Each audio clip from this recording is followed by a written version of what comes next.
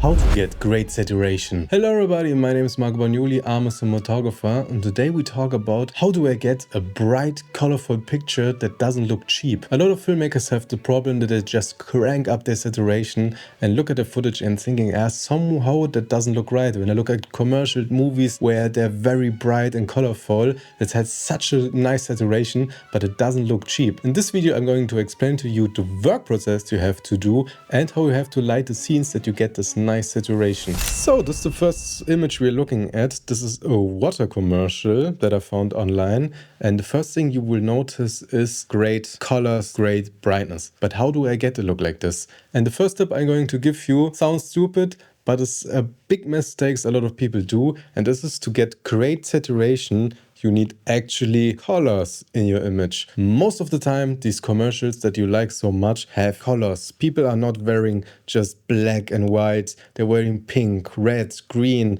and every color imaginable. Also here, the stands have a lot of different colors. They're not all over the place. They are placed strategically so that the viewer can concentrate a little bit better, but try to implement this into your next projects. When you want a saturated image at the end of the day, you need saturation somewhere. Big no to dressing your actors with black and white. Then you say, Marco, he is wearing white. Yeah, but he layered us with a great jeans jacket and green trousers, and that's the trick in the end of the day. Then the second most important thing is light. Actually, a lot of light hitting the people, the right light hitting the people. This could be a set, or it is a set at the end of the day, but I've been with it.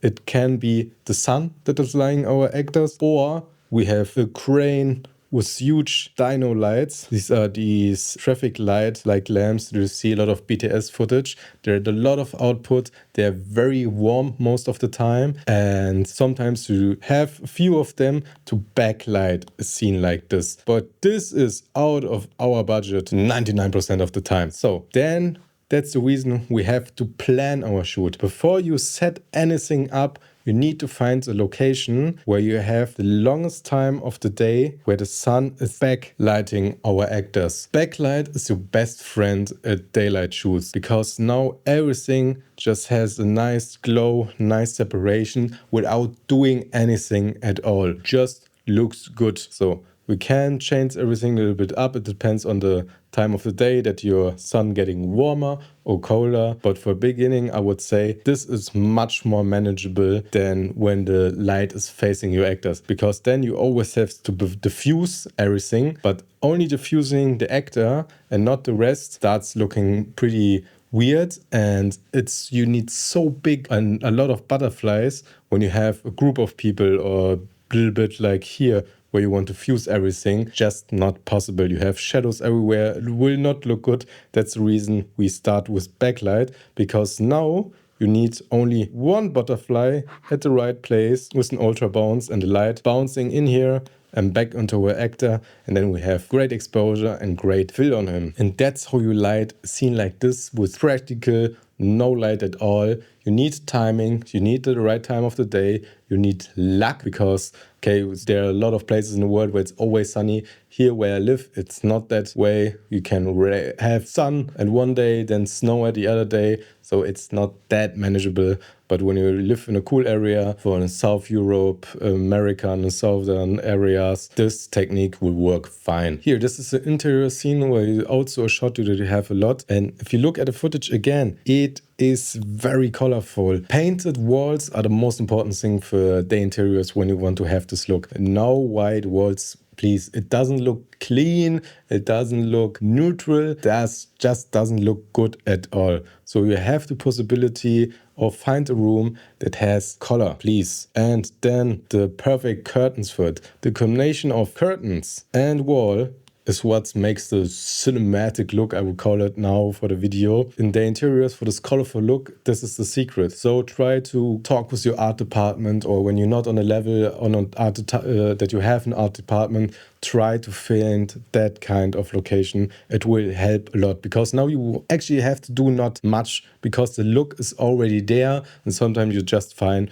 with adding a key light. And here, same thing. As you can see, she looks very hot on the light, very bright. The reason for it is we just have one light outside, because when we have a wide shot like this in a room, there's only one way where the light is coming from, and this is this window. Now you use your brightest light that you have, your strongest light. The most manageable for a lot of people is probably an Aperture XT26, or 1200 would be a little bit on the lower end, but X226 with a Fresnel just from the outside, blasting through a frost frame, maybe just a little bit of diffusion, and create huge texture on the floor or on the wall.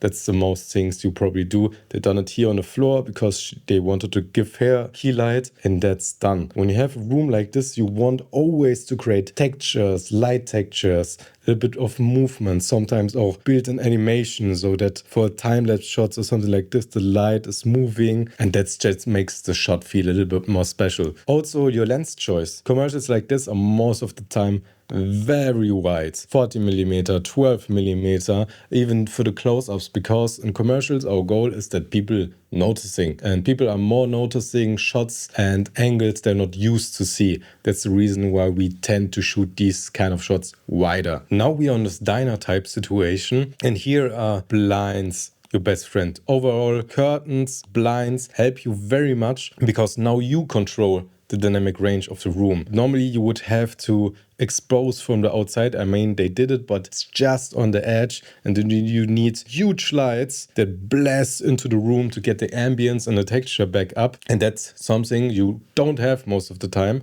So use blinds like this to control the lighting a bit more in the room. Also, they probably opened one window up here that is out of frame so that we can give him and her drawing a key light from the outside. And also the thing you should notice here is the exposure of skin. So most of the time you use your false color and just try to hit this pinkish or green part of the image, and you think, okay, I'm done. But skin tone is actually very variable in the end of the day, because sometimes hot daylight should feel hot and bright, and a dark room should feel dark. So the exposure on skin should also vary. So if you want to create this hot color or feel, go one stop brighter than normally, because that is a mood and a feeling that will transmit into the audience. Just don't think too technical in situations like this. Get your gut feeling more and think when you look at the image and feel it, and your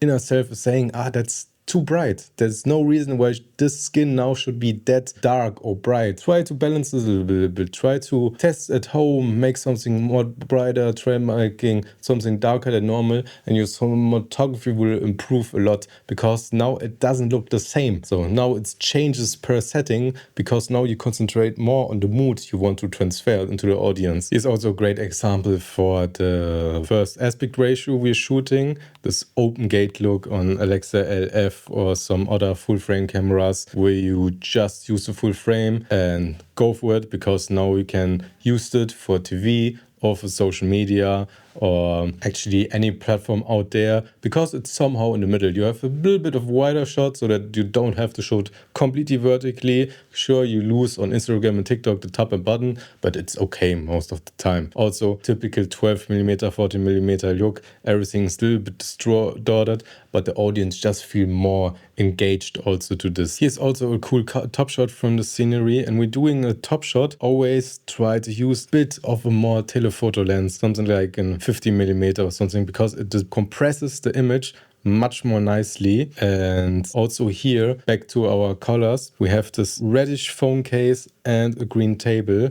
Because of the reddish phone case, our phone just separates a lot more because it's complementary to green. So then don't just use colors to have colors, you have to have a color concept. And this color concept also helps you because of this strong contrast. Also here we have red, we have here a little bit of green, then we have red here again, then green in his clothes, then your skin tones are also more in this reddish area. You create more pop. You have the saturation, color distance from the different colors, and also here the textures from the outside. We paint light into the scene to make it a bit more interesting. Like I said before, don't always just key your actor. Your area, ground, floor, walls are as important or even much more important because they create the overall, they are more of the image, if you know what I mean. Your actor is in this image like if it was 15%, and then the rest of the image is your location. So this should look